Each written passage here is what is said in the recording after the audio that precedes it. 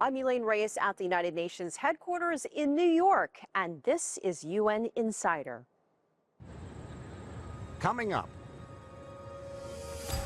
Nearly 22 million people will need our help in 2026. That's third only to Sudan and Yemen in scale. Growing concern about the humanitarian picture in Afghanistan 4 years after the Taliban regained control. Facing an environmental crisis, the devastating toll of deforestation in Haiti. Mental health should be given the same importance as any other medical or health condition. Pushing for better coverage and more inclusive care. A conversation on prioritizing mental health. Next.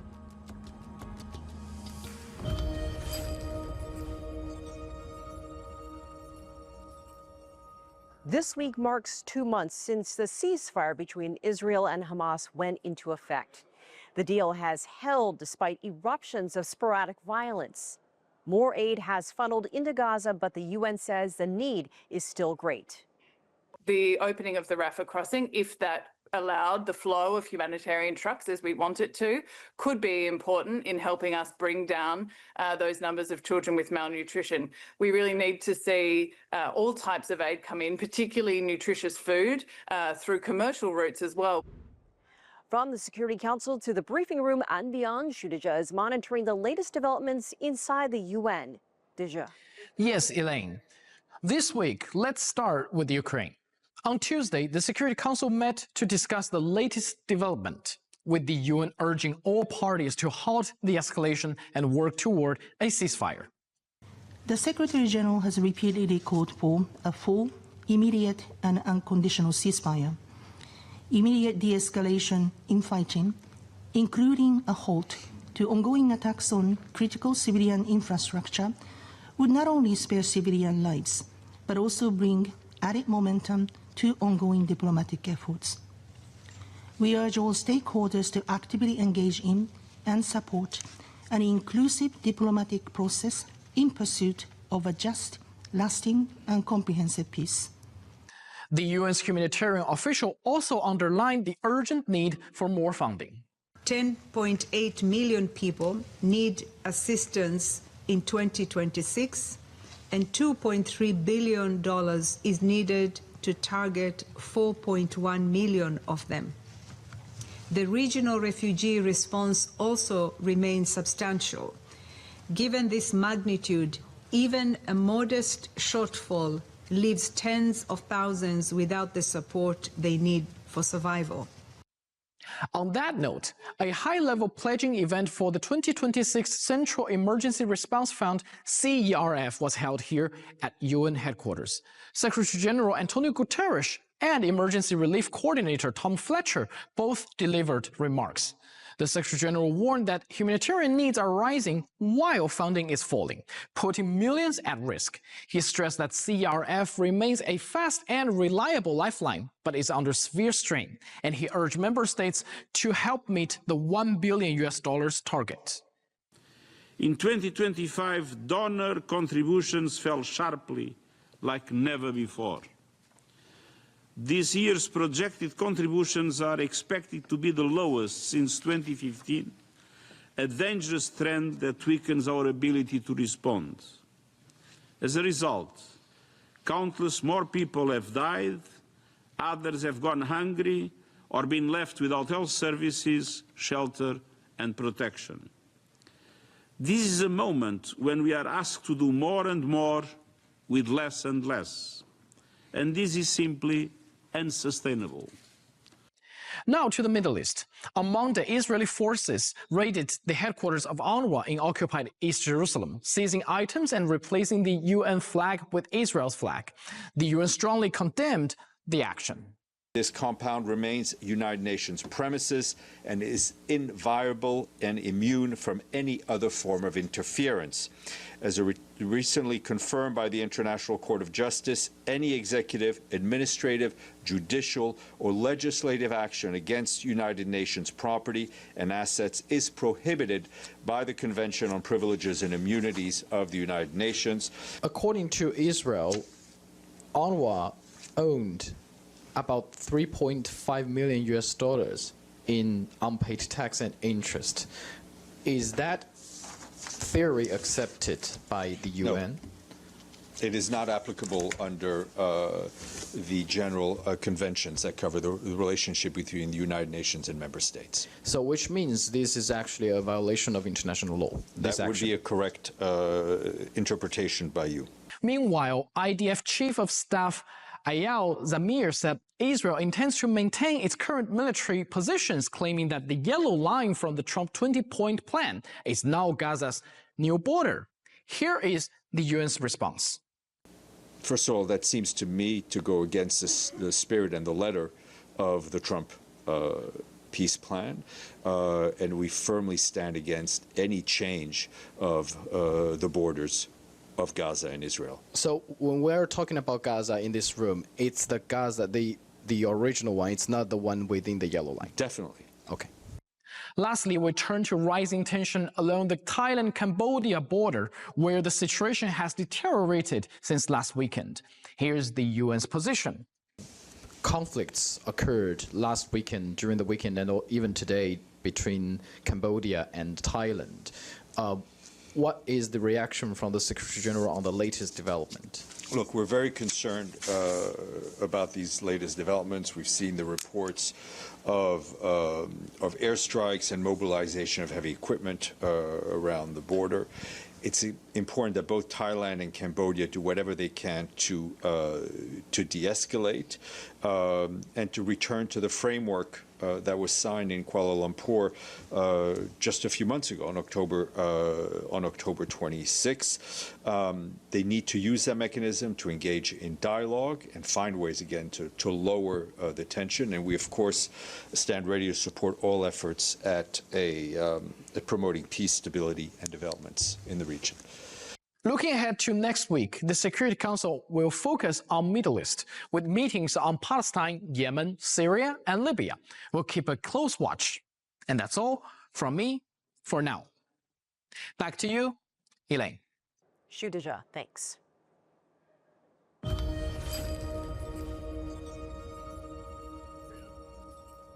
It's been 4 years since the Taliban regained control over Afghanistan. This week, the UN Security Council received an update on the situation in the country. For the first time in 4 years, the number of people facing hunger has gone up, now reaching 17.4 million.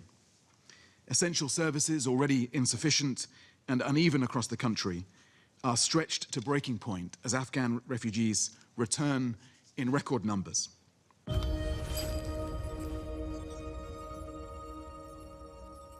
Let's take a look at some of the other issues on the UN's agenda. We are all interconnected on this planet, and we all want the same thing: a better future for ourselves and for our families. The foundation stones of such a future are a stable climate, a safe and clean, sustainable environment, and a pollution-free future. Representatives from more than 170 countries gathered in Nairobi for the UN Environment Assembly. It is the world's top decision-making body on the environment. Fighting in Sudan has intensified, sparking concerns of a new surge of refugees. More than 2 years of conflict have pushed nearly 12 million people from their homes, with more than 4 million seeking refuge in neighboring countries. This week marks 1 year since the fall of the Assad government in Syria. The UN's refugee agency says more than 1 million people have returned to the country in the last year, and more than 2 million internally displaced Syrians have returned to their original homes. Coming up, we can hopefully improve the situation and move towards universal health coverage. UN Insider.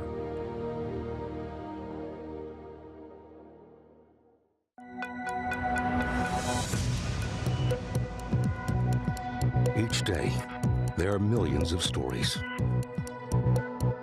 Each one can open new perspectives, new possibilities. Wherever you look, we are there to see, discover, explore.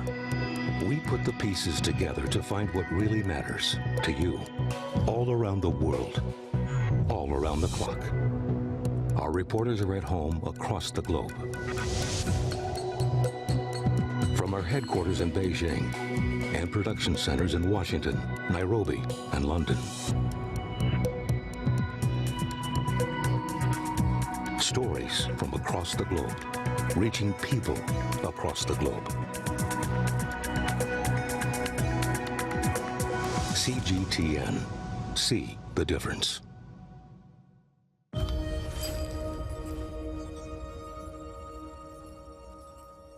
December 12th marks International Universal Health Coverage Day. There is a growing push to pay more attention to mental health resources. I sat down with Renato Oliveira, Chief of Mental Health and Substance Use at the Pan American Health Organization. Chief Oliveira, thank you so much for joining us. Thank you very much. It's a pleasure to be with you. More than half of the world's population lacks access to basic health care. December 12th marks International Universal Health Coverage Day. What would you say are some of the biggest barriers for people? Why is it still so difficult for people around the world to have basic health care as a human right? Well, there are many reasons for that, but one of the important reasons is the lack of priority that is given to health in general and specifically to the area of mental health. If more resources were devoted to the expansion of primary healthcare services, if more resources were put into specific projects that target the diseases that have higher mortality or highest burden, like non-communicable diseases and mental health, we believe that the situation would really change. This year, the theme is unaffordable health costs. We are sick of it. And one line that stands out in this campaign is unaffordable health costs are making our communities poorer and sicker and holding us back on all of the sustainable development goals. What do you think are some of the steps that could be made to make healthcare more affordable? I mean, is this really something that governments need to do? Is it their responsibility? Yeah, we really believe that this is an area that governments need to take very seriously. Unfortunately, in some countries, people are not able to pay for a medical consultation or cannot pay to the cost of medicines. And by changing that, we can hopefully improve the situation and move towards universal health coverage, where everyone can have access to health care without posing a burden in themselves and in their families. And are people still wanting to go into healthcare to help other people? Is there any issues with people, maybe not enough people rather, to help others in mental health or in medical care? Well, in mental health, definitely this is one of the problems. We don't have enough specialists to deliver the mental health care that the population needs. But on the other side, there are alternatives. We know from the evidence that exists that it's possible to shift tasks to non-specialists, and this can be also effective. So in the past, we used to rely on psychiatrists and psychologists to deliver mental health care. Today, we know that nurses, even laypersons, counselors, if well-trained and well-supervised, they can deliver care that can be as effective as when it's delivered by a specialist. So that's an area that we have been stimulating countries to adopt such strategies and approaches, because even rich countries don't have enough specialists. Look at the burden of depression, look at the rates of suicide increasing. Specialists are not enough and will not be enough. So by shifting care to other areas, training, capacity building, supervision, that's the way to go to address the burden of mental health conditions. We know that suicide is the third leading cause of death for young people aged 15 to 29 in Latin America. Tell us about the correlation between mental health and suicide rates in the region. You bring a very important topic in the region of the Americas. It's not only the fact that it's the third leading cause of death among young populations, but the region of the Americas also is the only region among the different WHO regions where the suicide rate continues to increase. In fact, there has been a 17% increase in the regional suicide mortality in the last 20 years. You have very high rates in the Caribbean.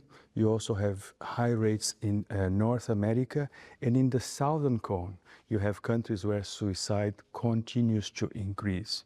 There are many reasons for that. They are particular to each of the different countries, especially because some countries, it's young populations that die more by suicide. In other countries, it's older populations. So what we really believe is that suicide and suicide prevention needs to be taken seriously, needs to be at the top of the public health agenda of countries so they can implement strategies that can change this situation. Because the most important is to know that suicide is preventable. Preventable. Tell us about the aspect of mental health with what you're seeing.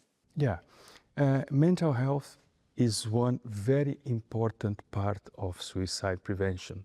We know already what works. What works is limiting access to means. It is also media communicating responsibly.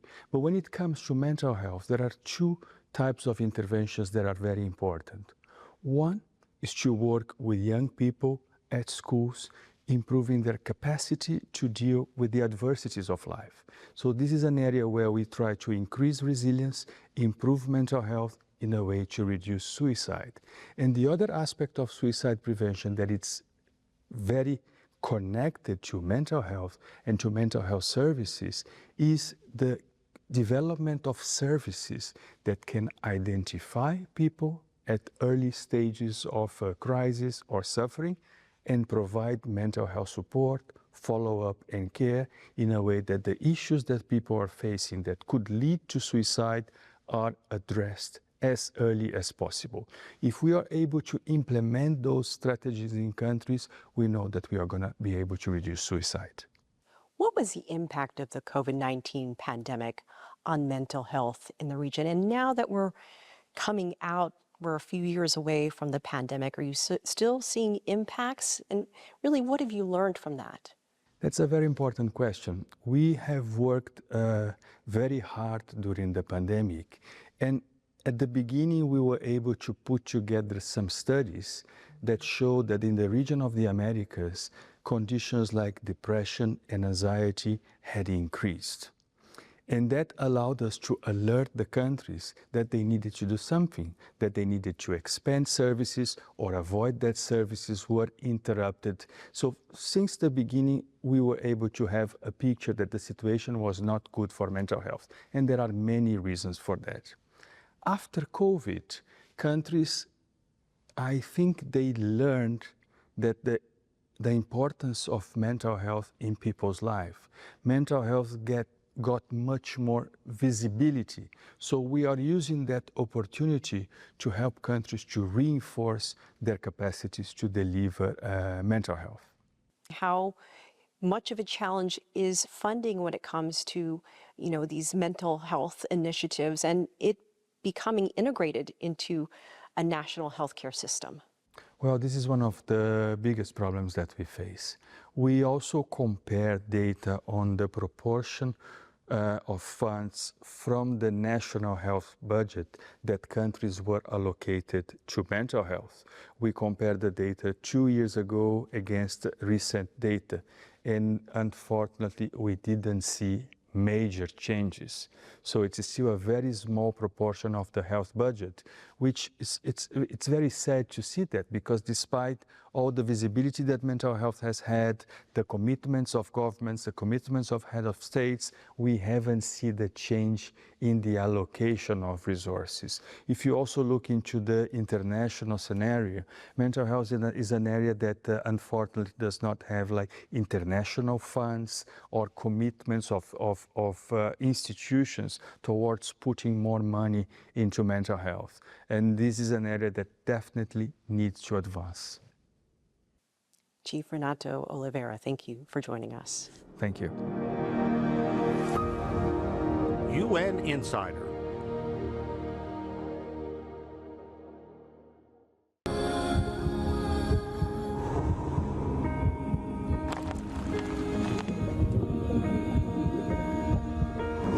No war, no one again began holding guns. Word protesters.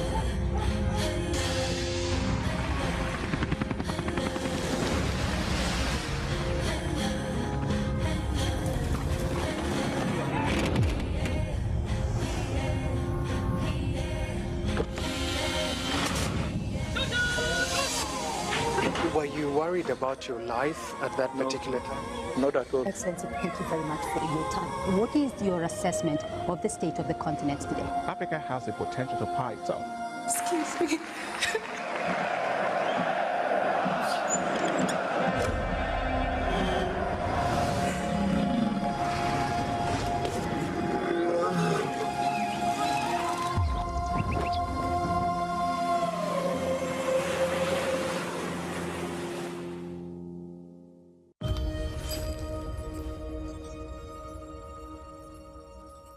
Forests cover about 31% of the Earth. They're home to more than 80% of land animal, plant, and insect species. But that biodiversity is under threat. 1/5 of Earth's land area is degraded. Haiti is facing an environmental crisis. The Caribbean nation is experiencing sweeping deforestation that has a range of consequences for the land and the people who live there. Haiti shares the Caribbean island of Hispaniola with the Dominican Republic, a verdant landscape of protected forests and fruit plantations. The toll of deforestation in Haiti is so stark that the border separating the two countries can be seen from space. In the Dominican Republic, they have vegetal cover, which is more and less acceptable than us. And they make plantations. Their environment sector is a bit more than us. Ourselves, we like to intervene, but we don't have the means to. Haiti remains the poorest country in the Western Hemisphere, plagued by corruption and gang violence that has all but shut down the government. Intractable man-made problems are made worse by earthquakes and storms that strike the country with devastating frequency. When the floods come, an absence of trees and root systems exacerbates their deadly impact. In June 2023, intense rainfall led to widespread flooding and landslides across Haiti that claimed more than 40 lives and displaced thousands of people. Last December, another 270,000 people were uprooted by storm floods in the northwest. The river came down. The first time it took part of the home. The second time it took some more. And the third time it washed everything away. 66-year-old Zephyrin Theodore is a flood survivor. Over here, there were a lot of people living on this side of the street. The day that the flood happened, everybody was mourning. Everybody lost somebody, and everybody lost their possession.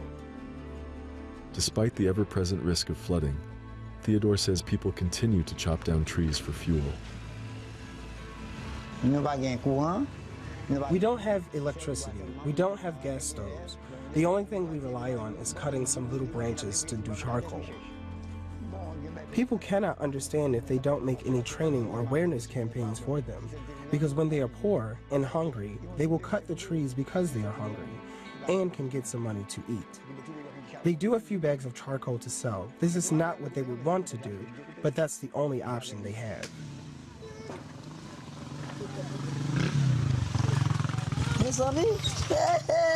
Oh my God, I don't know how many we are. I have a bunch of kids.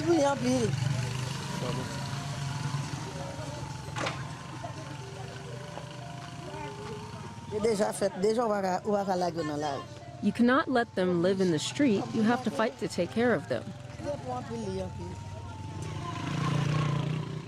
Armanise Tazil supports her 4 children and 17 grandchildren selling food by the side of the road.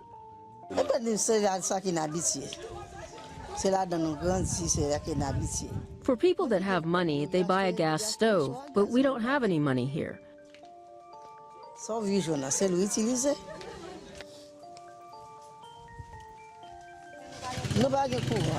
We don't have any electricity. Even if they come and make some promises, but nothing ever happens. And even if they make their promises, it will never be realized. To raise awareness about the dangers of deforestation, the government has launched educational programs in rural areas. Ministère de l'Environnement nous avons un programme avec la FAO qui est basé sur. We have a program with la FAO based on reforestation and the conservation of the biodiversity that we developed in 16 communes of the North region. Commune dans la région nord là. Pour le moment là, nous avons un projet avec USAID qui. For the moment, we have a project with USAID known as Resilient Nord, LI PPR Nord, that is implemented in 3 communes. These programs largely depended on grants from the U.S. Agency for International Development, and sudden cuts by the Trump administration have put them on hold. The first impact it has on us is that the activities stop. Even half the project is not realized.